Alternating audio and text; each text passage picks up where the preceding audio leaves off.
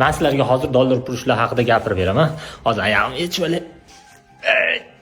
Hop, xullas akalar, bugun bozorga bordim men. Buni reels qilmasam bo'lmaydi, lekin ichim qizib ketyapti. Bozorga bordim.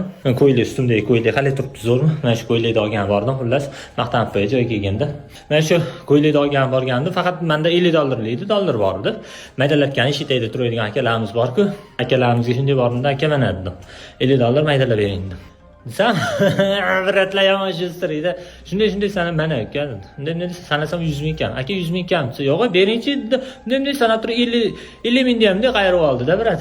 Men qarab turibman, ko'rib turibman, lekin tez qilyapti, shustirida, birat. Shunday qilib qayirib olyapti.